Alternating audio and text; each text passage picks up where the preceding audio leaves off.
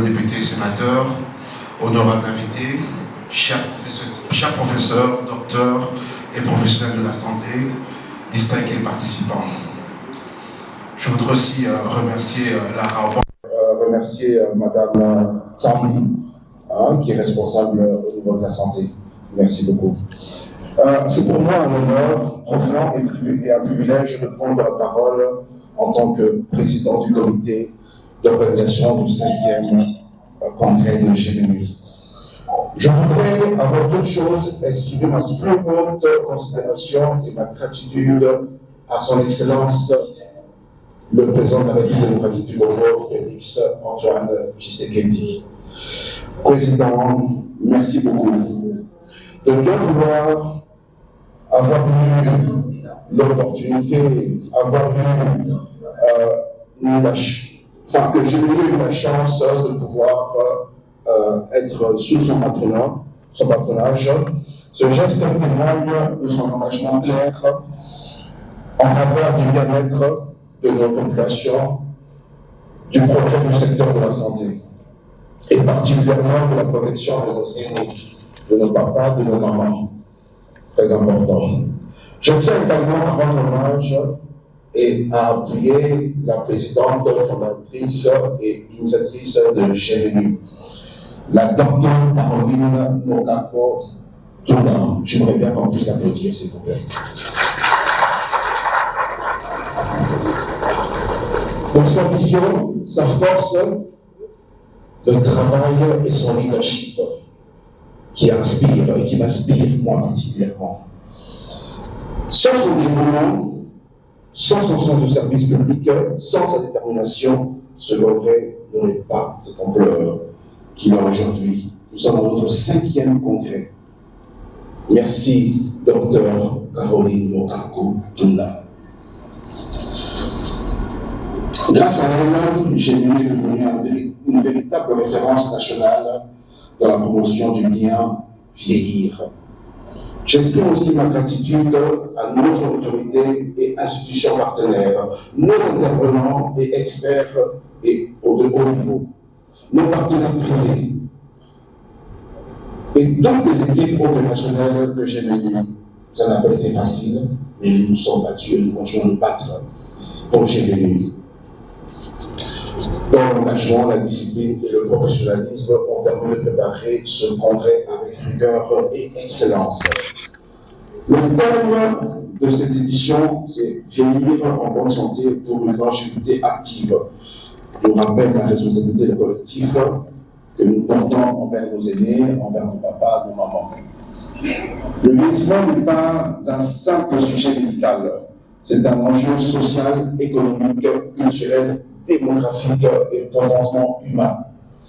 Aujourd'hui, à travers les panels et interventions de haut niveau nous seront présentés, nous réaffirmons l'importance d'une approche multidisciplinaire pour mieux comprendre et mieux traiter les pathologies chroniques du 3e âge. Au-delà de ce congrès scientifique, notre rassemblement porte une ambition nationale très forte, l'adoption de la loi GMU, une loi consacrée au bien vieillir et à la protection des personnes âgées en République démocratique du Congo.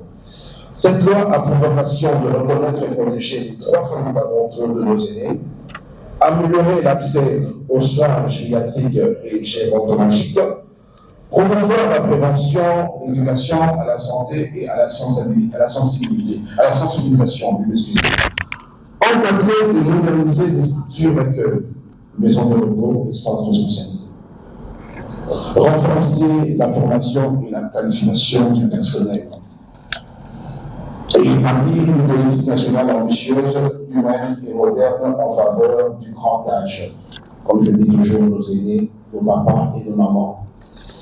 J'invite respectueusement le Parlement de la République démocratique du Congo, avec l'appui du gouvernement, de la société civile et des experts, à accompagner ce projet législatif et indispensable.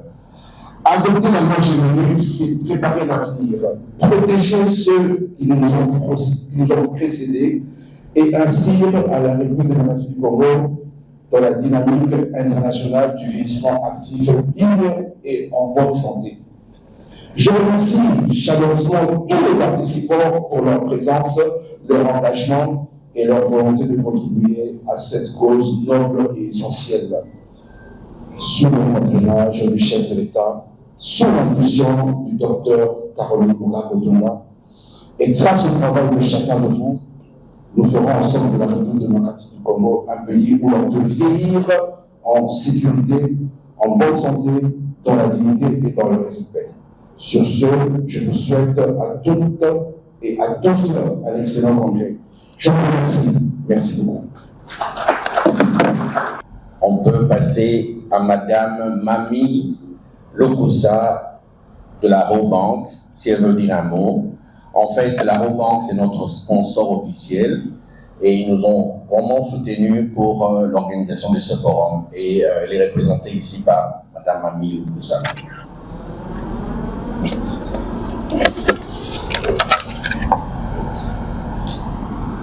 Bonjour.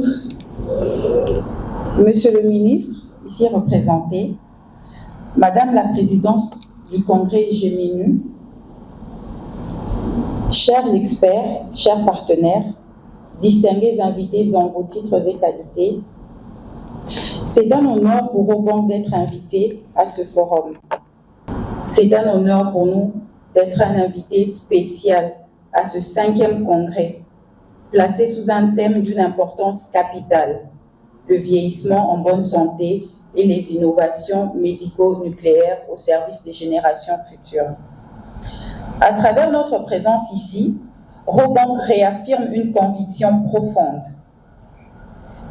Une nation n'est véritablement forte que lorsqu'elle protège toutes ses générations, particulièrement celles qui ont bâti ses fondations, nos aînés. Depuis plus de 23 ans, Robank s'est engagé à être plus qu'une institution financière. Nous sommes un partenaire de développement humain. Un acteur social qui investit dans les communautés, qui écoute leurs besoins et qui agit. Notre engagement RSE repose sur des actions concrètes, entre autres la réalisation des forages d'eau potable pour des villages et des zones rurales, offrant à des milliers de familles un accès vital à l'eau, luttant ainsi contre les maladies hydriques, les soutiens aux populations vulnérables, notamment les femmes, les enfants et les personnes déplacées, avec un accent sur les personnes en situation de handicap. Et aujourd'hui, un engagement renforcé envers les personnes âgées, dont la dignité et les besoins méritent la plus haute attention. Chez Robank, nous croyons que la prospérité ne se limite pas qu'aux chiffres. Elle inclut le bien-être des individus et des générations futures. En tant qu'acteur majeur du secteur bancaire, nous avons une responsabilité sociale. Favoriser des initiatives qui contribuent à une société plus saine, plus inclusive et plus résiliente. Aujourd'hui, l'espérance de vie augmente, mais la question essentielle est: vivons-nous ces années supplémentaires en bonne santé? Vieillir activement, c'est préserver ses capacités physiques, intellectuelles et sociales. Cela implique une alimentation équilibrée et accessible, l'accès aux soins préventifs, la pratique régulière d'activités physiques, le maintien de liens sociaux et la lutte contre l'isolement. Ces facteurs ne relèvent pas uniquement de la responsabilité individuelle, mais aussi de l'engagement collectif des entreprises, du secteur privé et des institutions. Robank s'engage à soutenir des projets qui favorisent la santé et le bien-être, notamment à travers des partenariats stratégiques avec des organisations de santé et des associations communautaires, des programmes RSE orientés vers la prévention et l'éducation financière, car la sécurité économique est aussi un pilier du bien-être social. La promotion d'un environnement de travail sain pour nos collaborateurs afin qu'ils puissent eux-mêmes être des ambassadeurs de la longévité active. Vieillir en bonne santé est un défi collectif. Nous invitons toutes les parties prenantes, entreprises, pouvoirs publics, sociétés civiles, à unir leurs efforts afin de créer des conditions favorables à une longévité active. Ensemble, nous pouvons bâtir une société où chaque étape de la vie est vécue avec dignité, vitalité et espoir. Dans cet esprit, nous saluons particulièrement l'action humanitaire de GMNU en faveur des personnes âgées déplacées de la guerre de l'Est du pays et celles vivant avec handicap. Le projet de distribution des chaises roulantes, des béquilles, des déambulateurs ou encore des coussins médicaux est un geste qui rejoint parfaitement la vision sociale d'Eurobank. Servir avec humanité, équité et solidarité. En soutenant ce congrès, Eurobank s'inscrit pleinement dans la décennie du vieillissement en bonne santé de l'ONU OMS 2021-2030. Ainsi que dans les stratégies de l'Union africaine et du gouvernement de la République démocratique du Congo. Nous sommes conscients que le vieillissement de la population est un enjeu majeur pour notre pays. Il requiert innovation, investissement et une approche médicale respectueuse de la dignité. En tant que partenaire durable de GMNU, Eurobank souhaite contribuer à faire de la RDC une référence en matière de médecine solidaire, de soins de qualité et d'innovation médico-nucléaire au bénéfice de toutes les générations. Permettez-moi de conclure en réaffirmant cet engagement. Eurobank restera présente là où les besoins humains sont les plus pressants.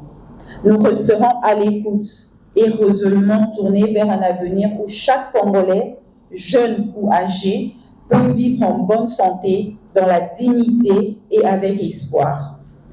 Nous remercions les organisateurs de cette initiative essentielle et réitérons notre disponibilité à œuvrer ensemble pour un impact durable. Je vous remercie. Eurobank nous a soutenus et nous sommes vraiment reconnaissants pour leur soutien. Et d'entrée de jeu, nous allons maintenant commencer le premier panel qui va consister aux considérations médicales, sociales et culturelles. Et ces considérations seront développées par, dans un premier temps, nous allons, avant d'aller plus loin, le coordonnateur des GMNU va présenter ce que c'est GMNU en peu de mots.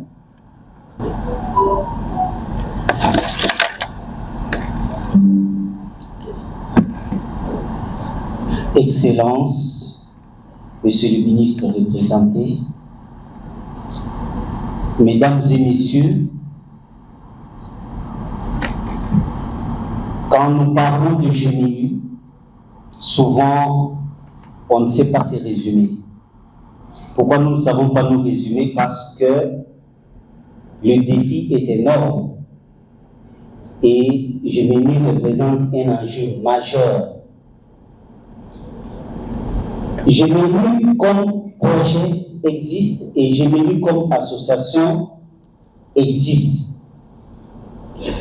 Je vais parler de GMNU comme association, présenter GMNU comme association et après je vais résumer la substance du projet GMNU initié par Madame Dr Caroline Toumba, notre chère présidente. En tout cas, il faut vraiment, je vous demanderai d'applaudir pour cette grande dame. Madame Caroline, vous pouvez vous lever pour qu'on vous revoie.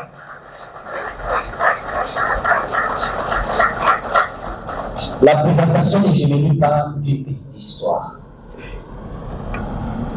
C'est un Congolais qui s'est retrouvé là. Il observe. Et je mets ça, permettez de le dire il parce que je parle d'un Congolais. Congolais, le docteur Caroline, qui s'est retrouvé en Europe, a observé. Elle vit là-bas. Elle s'est dit, mais ce que je vis ici, pourquoi je ne peux pas l'amener chez moi? Parce que vous savez, quand on est à l'étranger, on se sent vraiment étranger. Les personnes âgées, quand elles viennent au Congo, elles voient les personnes âgées. Elle a un cœur déchiré. Ce sens d'humanisme l'a amené à repenser comment apporter des réponses adéquates aux problèmes des personnes âgées dans ma société, dans mon pays. Et elle a mûri sa réflexion jusqu'à constituer une équipe que nous sommes pour que le projet soit mis en place et puis l'association qui doit accompagner ce projet. 2022, elle réunit en France un premier groupe de personnes pour réfléchir sur le projet Génie. Quelques jours après, elle dit non, je ne peux pas m'arrêter là parce que c'est pour mon pays. Je vais directement. 2022, elle vient au Congo. Premier congrès. Imaginez-vous, un premier congrès, parler de questions de vieillards dans un état ou dans un milieu où les vieillards ne signifient rien. Permettez-moi de le dire, rien. Parce qu'il n'y a aucune politique publique spécifique en faveur des personnes âgées. Il peut y avoir des politiques publiques génériques ou générales.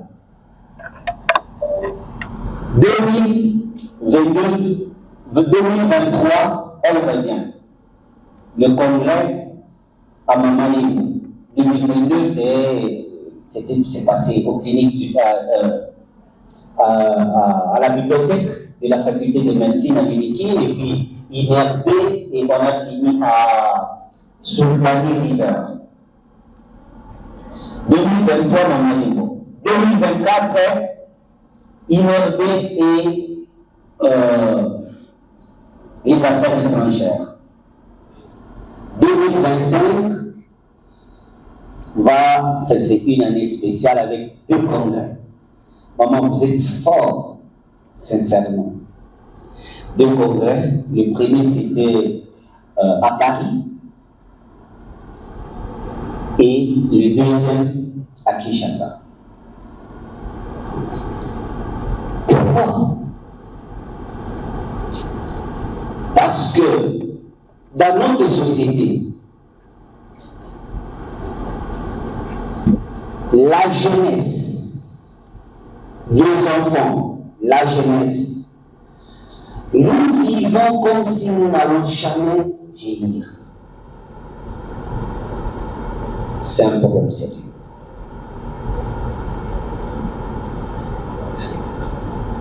C'est dans ce sens-là que le projet Génie, qui est initié par Mme Caroline Tunda, va réfléchir sur 2 réponses. Première question, comment faire connaître la gériatrie en RDC? Comment faire connaître? Alors, il faut former les médecins. Ce qui a mené au projet de formation des médecins.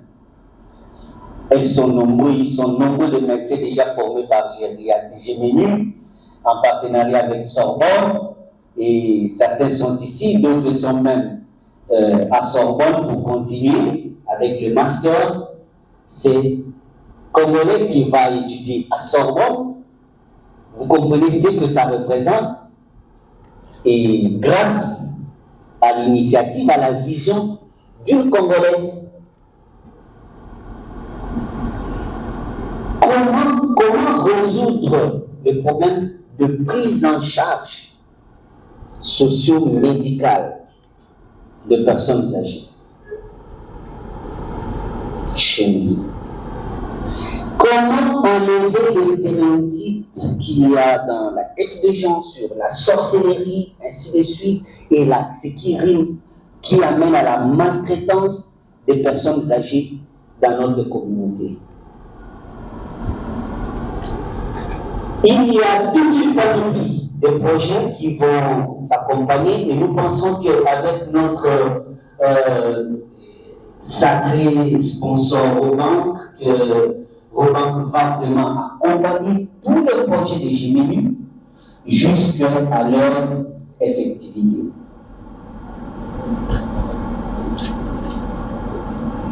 Pour conclure, GMINU comme association a besoin de tout le monde pour accompagner cette vision. GMINU comme projet a besoin aussi de tout le monde pour répondre aux besoins de notre société. Docteur, Maman Présidente, Docteur Caroline, merci et merci à vous tous d'être venus ici. Nous espérons partager un moment très, très, très important pendant ces 2 jours. Je vous remercie. Merci beaucoup, coordonnateur M. Kikouni. D'entrée de jeu, nous allons inviter Dr Michel Kassanda de se présenter à l'estrade pour, comme le premier membre du panel, s'il vous plaît. Je vais l'introduire et son sujet aussi. Vous aurez un micro. Et nous aurons Dr Étienne Bourdon de Paris et nous l'aurons en Zoom. Donc ce sera notre deuxième intervenant. Et en troisième lieu, Dr Nzaki, s'il vous plaît, je peux vous avancer. Dr Nzaki, elle n'est pas là. Il y a aussi Dr Fatoulou, qui doit être parmi les panélistes. Merci beaucoup. Et Dr Fatoulou va prendre en charge, elle va parler de la prise en charge médicale en RBC. Et la nutrition adaptée au vieillissement sera couverte par Dr Rose Mouy. Veuillez vous présenter à l'estrade pour votre présentation, s'il vous plaît. Et nous allons inviter Dr Kikontwe. Dr Kikontwe de se présenter devant. Elle va parler de la marche signe de bonne santé. Et nous allons demander au Dr Chikabou, qui est spécialiste en médecine de sport. Il va nous parler de la médecine des sports prise en charge en gériatrie. S'il peut se présenter à l'estrade aussi. Dr Chikabou, il était dans la salle tout à l'heure, je peux présenter.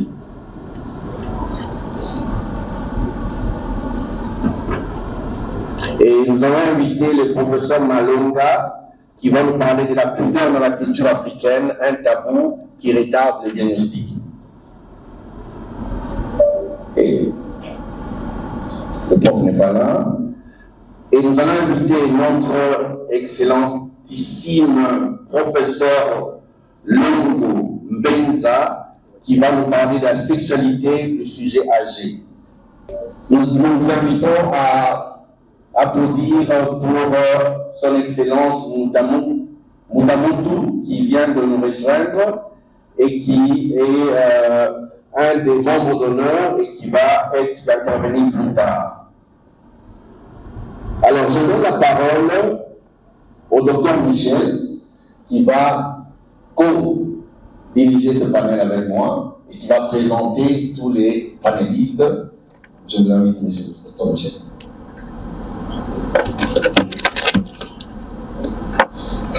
Merci beaucoup. Nous sommes heureux ce matin de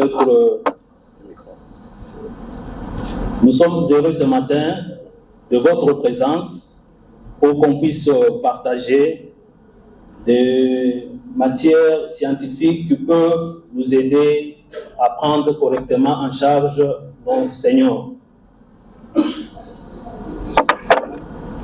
À ce 5e congrès organisé par GMENU avec comme thème « Vieillissement en bonne santé pour une longévité active ». Nous avons des pathologies qui peuvent perturber le bien-être de personnes âgées. Alors nous commençons ce panéliste avec le premier sujet que je présente moi-même, c'est Dr Kassanda.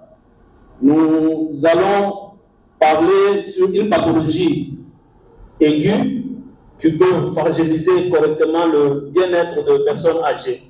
C'est les infections urinaires sur le sujet âgé. Parlant des infections urinaires sur le sujet âgé, nous allons juste articuler notre sujet sur 6 petits points. En faisant boucle à la montre, nous allons parler de l'introduction, nous allons parler de l'épidémiologie, nous allons parler de facteurs de risque et la physiopathologie, et nous dirons aussi un mot sur le traitement et prévention, conclusions et recommandations. Sans plus tarder, nous disons un mot sur l'introduction. Oui, on disait que l'infection urinaire, c'est un envahissement microbien des urines asymptomatique ou symptomatique avec une colonisation et une inflammation de la structure de l'arbre urinaire. Elle est une infection courante et très fréquente chez les personnes âgées, souvent caractérisée par les symptômes asymptomatiques. Et chez ce patient, il est crucial de différencier une infection réelle à une simple colonisation bactérienne, car les signes peuvent inclure les troubles cognitifs ou comportementaux d'une modification de l'état général ou une incontinence urinaire, parfois en absence des signes classiques que nous connaissons. La symptomatologie atypique rend correctement difficile le diagnostic et pour y parvenir, il faut une évaluation clinique précise pour éviter une utilisation inappropriée des antibiotiques. Étant donné que chez les personnes âgées, ils ont déjà une comorbidité et nous ne pouvons pas donner des produits ou des médicaments pour encore les fragiliser encore davantage. D'où la problématique de poser correctement les diagnostics d'une infection urinaire. Parce que nous avons une infection urinaire et nous pouvons aussi avoir une colonisation bactérienne qui est asymptomatique, qu'on ne donne pas des antibiotiques. Disons un mot sur l'épidémiologie. Pour ce qui concerne l'épidémiologie, l'incidence de l'infection urinaire augmente avec l'âge. Plus l'âge avance, plus aussi l'incidence modifie.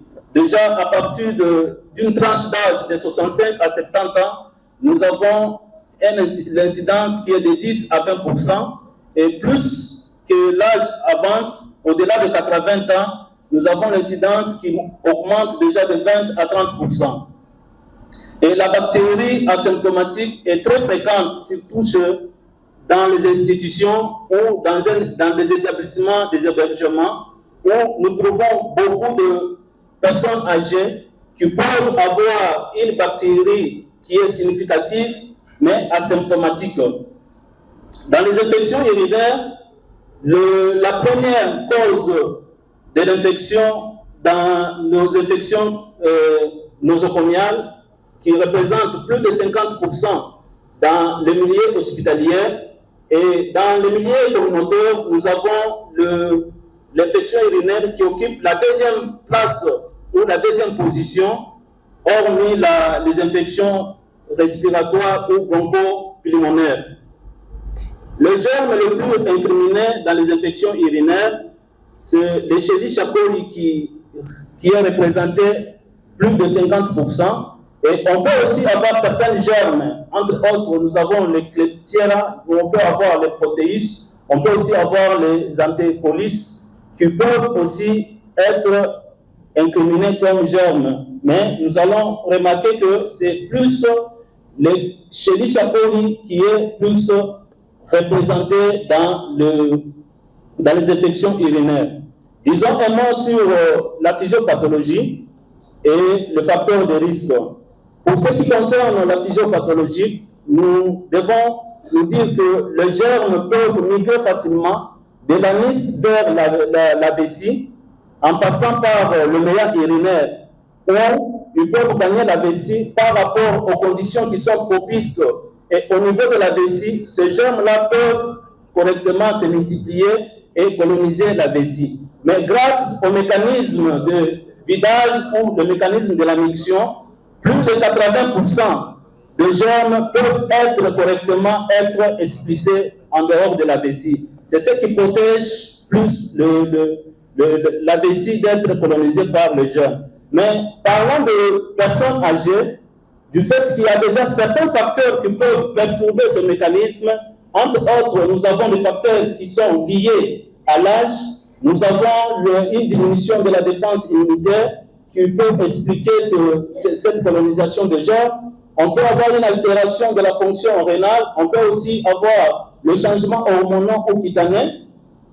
Et dans les facteurs liés aux conditions médicales, nous citons certaines maladies chroniques, notamment nous avons le diabète, on peut aussi avoir une insuffisance rénale qui peut correctement perturber l'élimination des germes au niveau de la vessie. En dehors de pathologies chroniques, nous pouvons aussi avoir certains gestes que nous posons dans nos milieux hospitaliers, comme les sondages.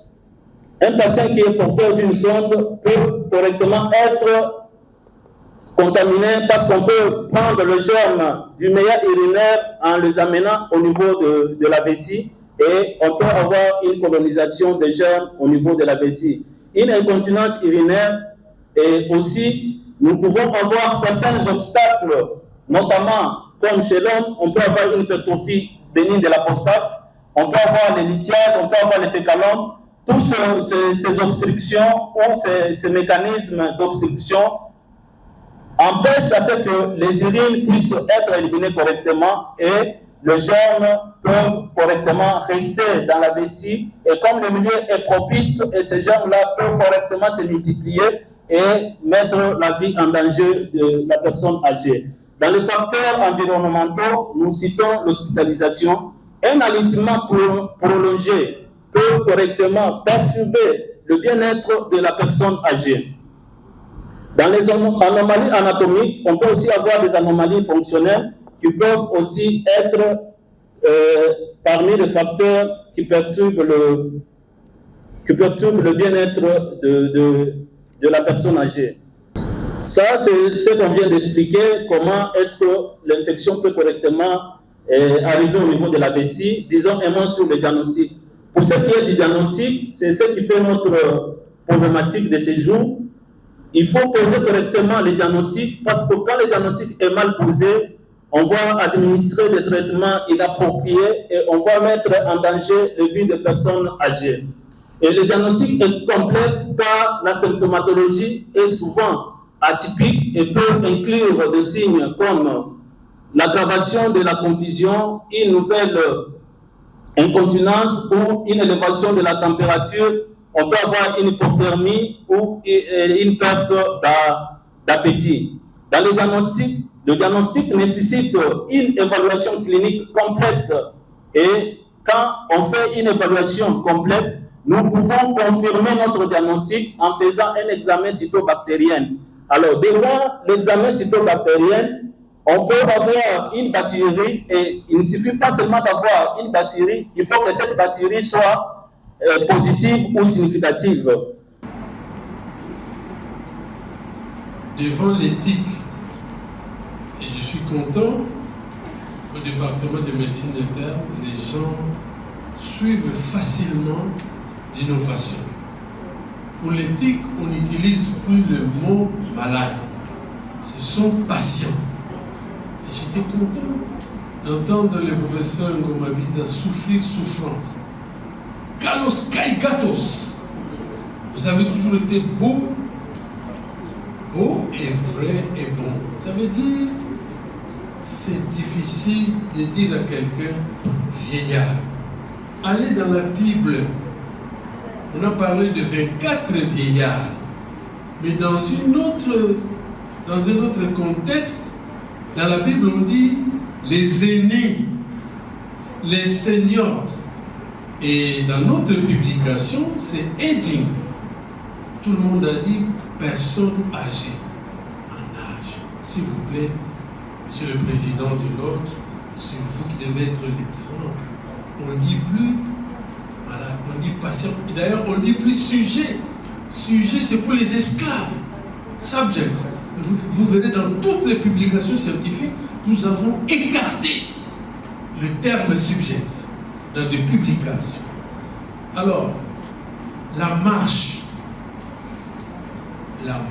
ça dépend dans quelles conditions climatiques. Nous avons développé la bioclimatologie. Vous ne pouvez pas aller marcher quand il fait très froid. Vous allez développer les bronchoscases. Mais vous les savez. Et donc, c'est pas bien. À Kinshasa, il y a la poussière partout. Alors, vous lui dites d'aller faire le marche comme ça. Ça, c'est important. Et puis, on ne dit plus paramédicaux. On ne dit plus paramédicaux. On ne dit même plus examen paraclinique. En grec, c'est en dehors. Nous disons des professionnels de santé. Ou, de façon prophétique, ceux qui travaillent à la santé, c'est un triangle équilatéral qui est tombé du ciel.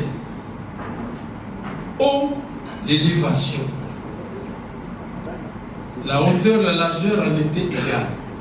Et docteur Caroline, seules les femmes, nos mères, qui ont les miroirs, qui savent toujours dire les 5 chiffres, merci, du cœur vers le cerveau. Il n'y a que les femmes qui savent avoir les miroirs. Nous les hommes, nous ne savons pas ça. J'ai dit, je vous remercie. Merci, professeur, pour le correctif. Et également, le professeur Ngoma pourrait répondre également. Des fois, nous les médecins, les soignants, nous sommes dans une situation de dilemme. C'est-à-dire, nous sommes devant un patient, je parle de personnes âgées, quelqu'un qui a des troubles cognitifs, c'est-à-dire il ne réfléchit plus à cause du vieillissement de son cerveau. Il présente une démence, comme on le dit, et il présente une maladie. Comment nous allons accueillir les consentements éclairés, bien que l'on puisse lui présenter des explications alors qu'il ne comprend rien, et comment nous allons respecter l'autonomie, puisque dans l'éthique, comme le président de l'ordre de médecins, le docteur Saint-Luc l'a dit, il y a 4 piliers: l'autonomie, c'est-à-dire les consentements éclairés, la bienfaisance, la non-malfaisance et la justice et l'équité. Donc, comment, dans une situation de dilemme, on peut prendre une décision? Sont intimement liés. Et c'est pour cela que ça fait l'ensemble. Quand ça se met, c'est ancré en la personne, ça transforme la personne, et donc le personnel soignant que nous sommes, et ça vous met en ordre des batailles. Je vais mettre les extrêmes. L'extrême, c'est un enfant. L'enfant, il est enfant. Donc, il ne comprend pas les choses.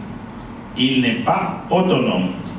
Ça veut dire que, forcément, pour poser des actes sur ces patients-là, sa capacité d'autonomie est transférée vers une autre personne qui s'appelle être son tuteur, donc ses parents.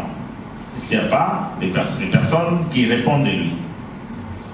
L'autre extrême, c'est, et ça nous arrive au quotidien, nous, les personnels de santé, c'est le malade qui vous vient en coma.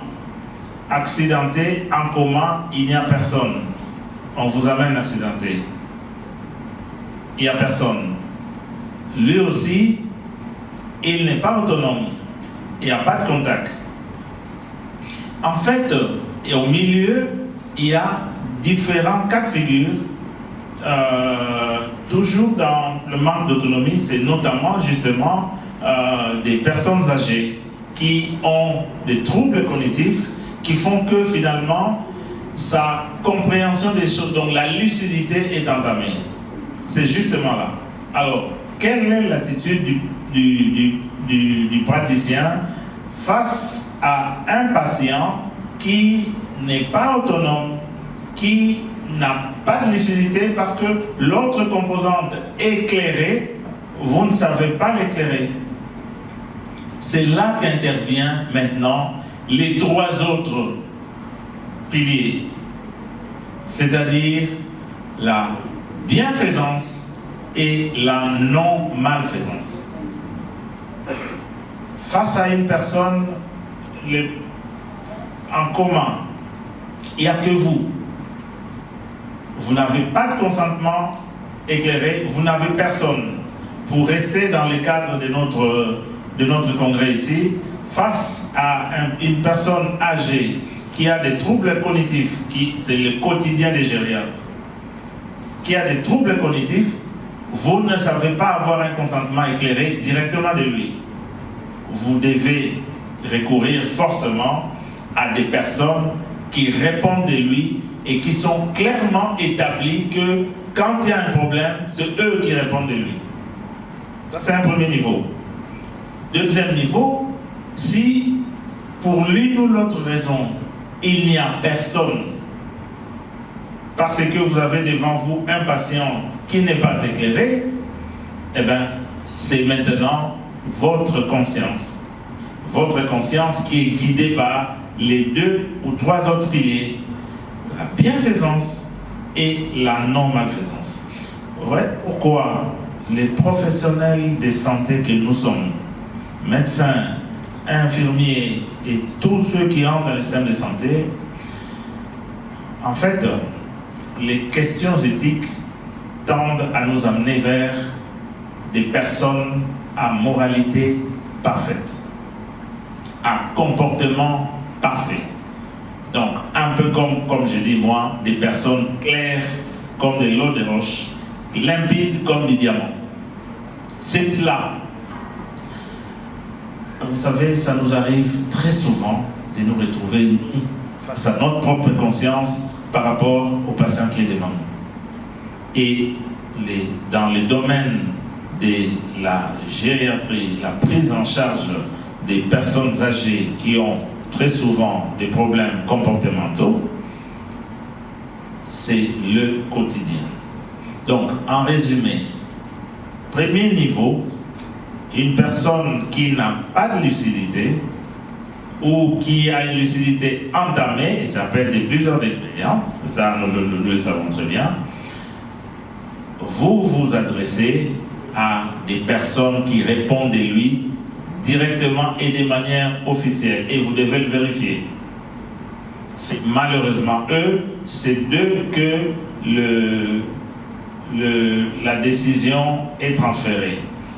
Mais attention, les personnes qui ont des troubles cognitifs, nous sommes en train de parler ici des troubles fixés, hein, parce que c'est leur travail, soigner les malades, et puis les malades récupèrent, et donc vous devez toujours savoir quel est son niveau, les degrés d'autonomie pour lui. Ok? Il peut avoir perdu une partie, mais il reste lucide sur un certain nombre de décisions, vous considérez cela. Mais lorsqu'il a perdu énormément et qu'il y a des lésions, des troubles avancés, l'autonomie est forcément transférée. Et lorsque vous n'avez personne et que c'est vous, nous ne considérons pas comme les dieux le Père, comme nous avons dit, nous nous retrouvons maintenant face au deuxième et au troisième pilier.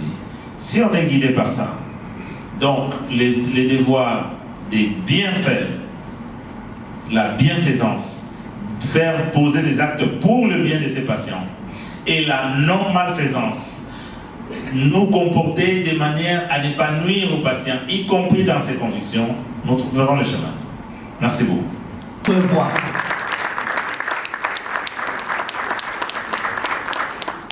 La présentation. C'est en âme et conscience faire ce que vous pensez être juste. Ce que vous pensez être juste. Parce que c'est le principe de justice. Je suis Kaporo Immaculée Blessing, étudiante en dernière année pharmacie. Bon, là, j'ai une question.